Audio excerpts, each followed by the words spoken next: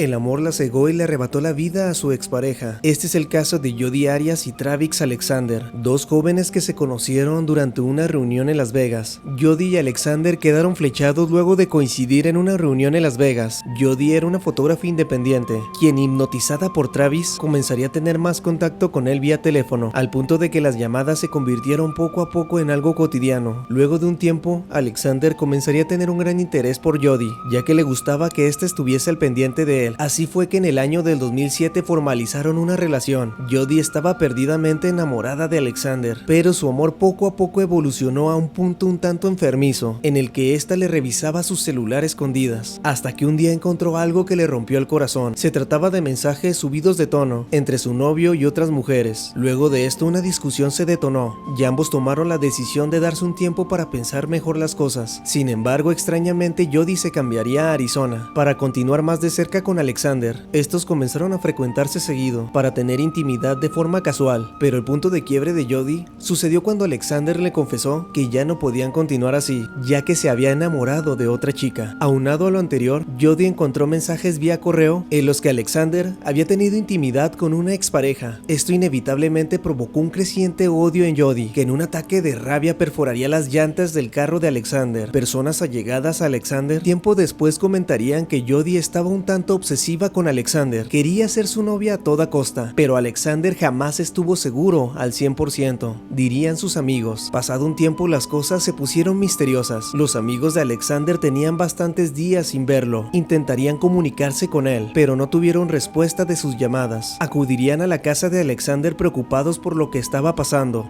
y al no tener respuesta ingresaron a la casa. Pasarían al dormitorio principal de Alexander. Para su gran impacto encontrarían charcos de sangre y otros más grandes en el baño principal, así como el cuerpo tirado de Alexander. Inmediatamente se comunicaron al 911. La autoridad preguntaría si Alexander posiblemente se había quitado la vida o si alguien estaba lo suficiente enojado con Alexander como para quitarle la vida. Estos mencionarían a Jodi como posible sospechosa. Indicaron que Alexander les había comentado en una oportunidad que Jodi lo estaba hostigando. En un interrogatorio que se le practicó a Jodi, esta comentaría que no había visto a Alexander durante todo el mes de abril, después de haberse mudado de nueva cuenta a su natal California. También comentaría que había tenido una llamada con él un día antes de su muerte. Lo encontré muy amable y cordial, pero noté que estaba un tanto dolido, diría en el interrogatorio. Jodi negaría la mayoría de los cuestionamientos por parte de la autoridad. Sin embargo, los detectives contaban con bastantes pruebas, y al no poder lograr una confesión, uno de ellos le mostraría fotografías, mismas que se recuperaron de una cámara de Jodi que había dejado en la casa de Travis. Estas tenían marcada la fecha del asesinato de Alexander. Las fotos eran imágenes de Jodi desnuda en la cama, así como de Alexander en la ducha. Renuente a defenderse, esta comentó que no había estado con Alexander aquel día, pero Jodi no contaba con que la autoridad tenía bastantes pruebas. Una de estas era una fotografía en donde se podía ver claramente a Jodi arrastrando el cuerpo de Alexander hasta llegar a la regadera, lugar en donde sería encontrado. Una autopsia reveló muestras de ADN de Jodi, pelo, sangre combinada con la de Alexander y una huella dactilar. Todas estas pruebas te incriminan. De hecho, no existe alguna que involucre a nadie más que no seas tú, diría la autoridad. Luego de un mes, Jodi cambiaría su historia, admitiendo haber estado en la casa de Alexander. El juicio se alargaría por 2 años. Jodi sostuvo ante el jurado que era incapaz de matar una mosca. Sin embargo, el cuerpo de Alexander presentaba las siguientes heridas: impacto de bala en la cabeza, sangre en las manos que indicaban defensa, un corte en el cuello de oreja a oreja, cortes detrás de la cabeza, un golpe contundente en la cabeza de Alexander que rompió su cráneo y 29 cortes en la espalda. El fiscal comentó que Jodi no solo había quitado la vida de Alexander, lo había planeado. Los abuelos de Jodi días antes habían denunciado un asalto a su casa. Anunciaron el faltante de una pistola calibre 22, misma arma que se usó para terminar con la vida de Alexander. Llegado a este punto, Jodi admitiría haber tirado esta arma en el desierto. Su defensa intentó mostrarla como una mujer destrozada ante el juez, una mujer que había sido maltratada por Alexander. En el celular de Alexander habían encontrado varios mensajes que había tenido Alexander con otras mujeres, con las que coqueteó durante el lapso con el cual había tenido un noviazgo con Jodi. La versión de su defensa era que Jodi había sido empujada por Alexander, dejando caer su cámara, y posteriormente a esto comenzaría a golpearla. Estaba luchando por mi vida, diría Jodi. Aquel día de la muerte de Alexander, Jodi alquiló un automóvil discreto que no llamase la atención, le quitó ambas placas y se tiñó el cabello de color rubio. Era evidente que detrás de la muerte de su expareja había un plan por parte de Jodi. El jurado tenía bastante claro que Jodi mentía de manera compulsiva, y al día siguiente, después de 15 horas de deliberación, el jurado Consejo declaró lo siguiente: se culpa a Jody por asesinato en primer grado, condenándosele así a cadena perpetua, sin posibilidad de libertad condicional, de tal manera que Jody terminaría el resto de su vida en una cárcel de Arizona.